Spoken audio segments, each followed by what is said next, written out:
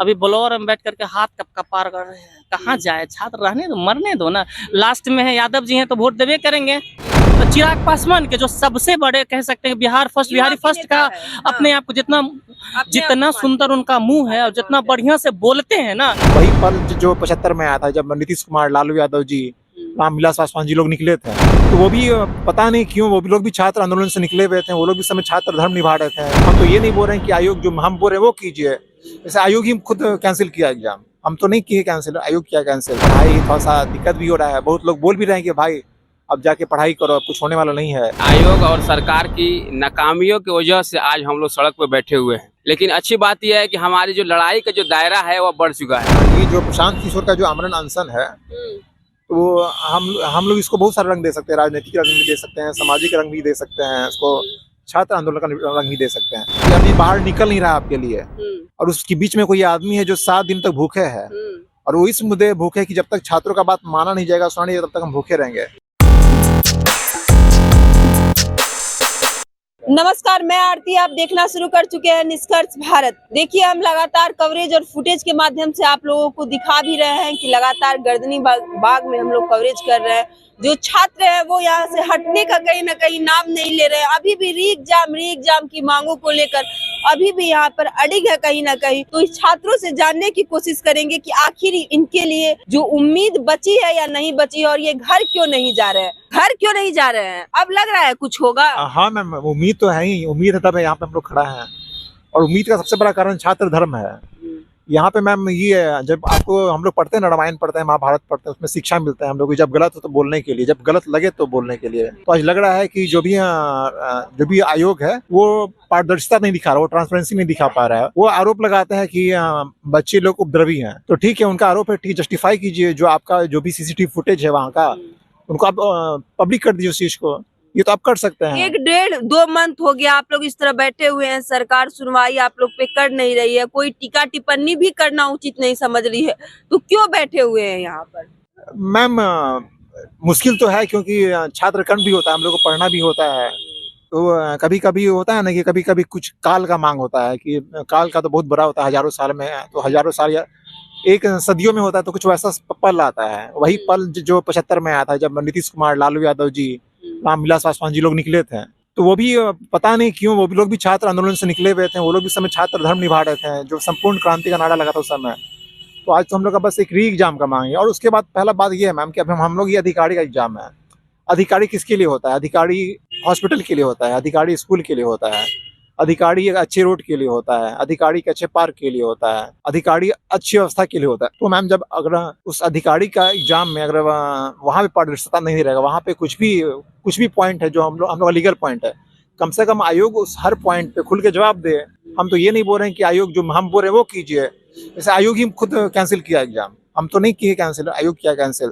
तो जब आयोग कैंसिल किया, आयोग बोला कि नॉर्मलाइजेशन नहीं होगा, तब वो जवाब दें कि जब आयोग खुद बोल रहे हैं कि नॉर्मलाइजेशन नहीं होगा, तो फिर वो कैसे करेंगे वो चीजें, क्योंकि उनका नोटिफिकेशन है। एक तो मैम फिर स्टार्टिंग से देखिए कि आप आयोग 1 हफ्ते पहले बताता है कि आपका जो है नॉर्मलाइजेशन नहीं होगा, 1 हफ्ते से पहले प्रोटेस्ट चलता है। तो मैम स्टूडेंट पढ़ने के लिए हम लोग को शांत मस्तिष्क की जरूरत है, शांत, ये पीसफुल माइंड का। तो उससे पहले भी स्टूडेंट 7 दिन तक आंदोलन करता है कि नॉर्मलाइजेशन नहीं हो, फिर एग्जाम हो, उसके बाद कि आज डेट बढ़े, कल डेट बढ़े। तो हम लोग छात्र धर्म का तो बाड़ी है, लेकिन उसके बीच में जो छात्र कर्म हम लोग प्रभावित हो रहा है कि बच्चा पढ़ना चाह रहा है, शांत से जाके बुक में विलीन होना चाह रहा है, लेकिन बुक में विलीन होते समय सोच रहा है यार आज एग्जाम होगा, कल एग्जाम होगा, रिजल्ट कैसा आएगा। तो मैम यही सब ये मतलब उम्मीद है प्रशासन से, क्योंकि वो लोग खुद छात्र आंदोलन से निकले हुए हैं। कि हम लोग क्रिमिनल तो है नहीं। हम लोग मांग क्या था हम लोग का मैम? री एग्जाम का मांग इतना छोटा मांग था मैम, तो अभी तक सुन लेना चाहिए था। बस फिर से आपके माध्यम से ही बोलना चाहेंगे सरकार को कि सर हम लोग का छात्र कर्म मुख्य उद्देश्य होता है। ये तो छात्र धर्म है कि ऐसा समय है यहाँ पे आके बैठना पड़ रहा है, पढ़ाई थोड़ा सा दिक्कत भी हो रहा है। बहुत लोग बोल भी रहे हैं कि भाई अब जाके पढ़ाई करो, अब कुछ होने वाला नहीं है।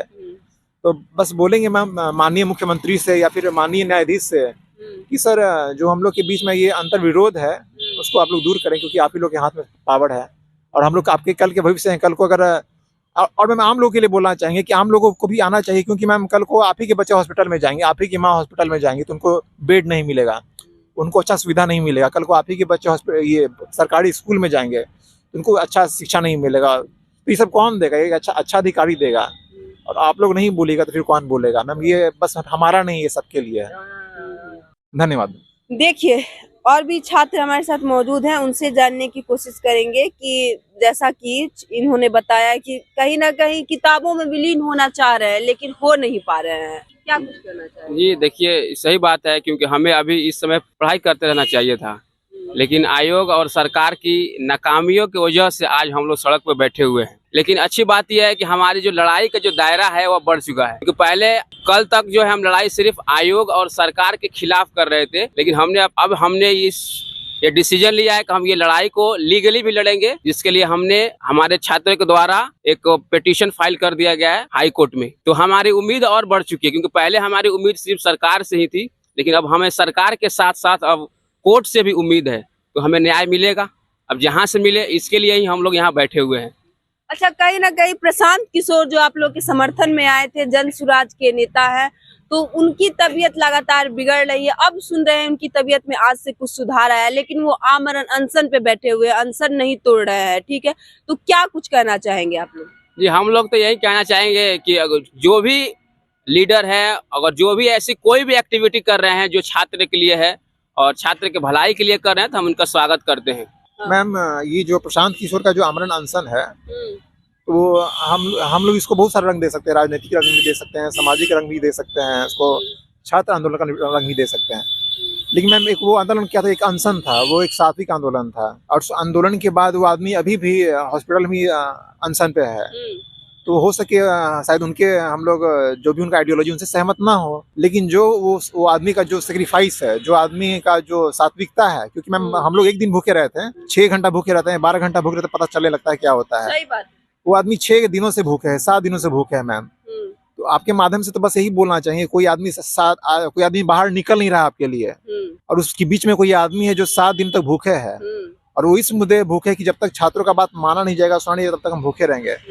मैम बस हम ये बोलेंगे कि हम लोग सहमत हो उनके आइडियोलॉजी से, ना सहमत हो, लेकिन क्योंकि हम लोग छात्र धर्म निभा रहे हैं, तो हम लोग को छात्र एक मानव धर्म भी निभाना चाहिए। तो मानव धर्म के नाते कम से कम उनके इस जो भी इनका वो अनशन है, ये तो मैं बहुत सात्विक है ना, क्योंकि हम लोग जब खुद भूखे रहना पड़ता है तो पता चलता है कि भूख का क्या विषय है।